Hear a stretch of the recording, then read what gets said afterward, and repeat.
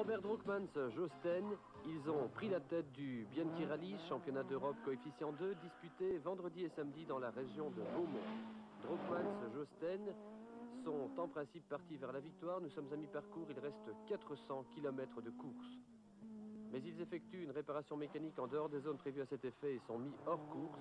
Dommage pour le spectacle, mais la loi est la loi. Guy Colsoul, Alain Lopez, champion de Belgique et leader du championnat actuel, en embuscade depuis le début de l'épreuve. Ils abandonnent pour casse de moteur aux 2/3 du rallye.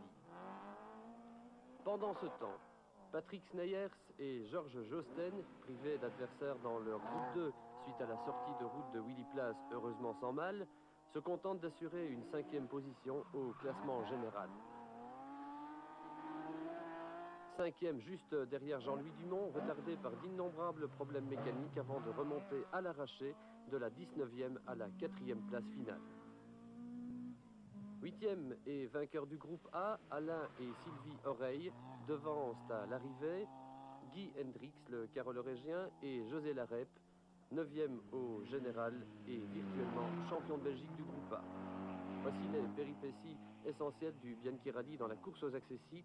Pour les places d'honneur, la lutte se limite après la mise en course de Robert Drookmans à 3 pilotes, Keby, Everett, Duhet. Terry Keby, Arthur perdent un quart d'heure suite à des problèmes d'allumage et de crevaison. Ils terminent 3e. Simon Everett, Cole Bounders, depuis le début ils sont aux avant-postes. Simon Everett maîtrise parfaitement sa monture. Il prend un minimum de risque, c'est efficace et rapide. Simon Everett tient la tête jusqu'au sprint final. Effectivement, le rallye a duré une vingtaine d'heures et ce n'est qu'à 3 heures de l'arrivée que Marc Duhet et Willy Lux prendront le commandement.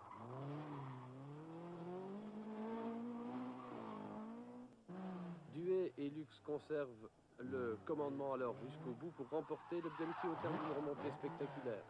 De gros ennuis de frein dès le départ l'ont retardé de 4 minutes et ont rendu le pilotage délicat, mais Marc Duhet est déchaîné. Il reprend ses 4 minutes seconde après seconde.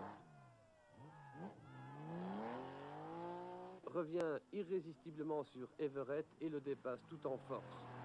Malgré une crevaison, Everett conserve sa 2e position à 1,07 de Duhet. Comme en 81, Marc Duhet et Willy Lux gagnent le Bianchi. Vous avez eu une ou des frayeurs jusqu'ici? Non, il y a quelques virages qui sont passés vite, un peu plus vite, mais pas des frayeurs.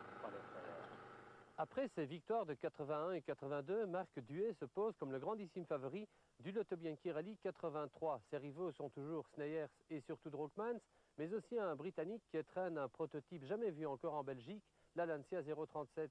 Le rallye est en pleine escalade, on est entré dans la course aux armements, c'est le temps, rappelez-vous, des fameuses groupes B.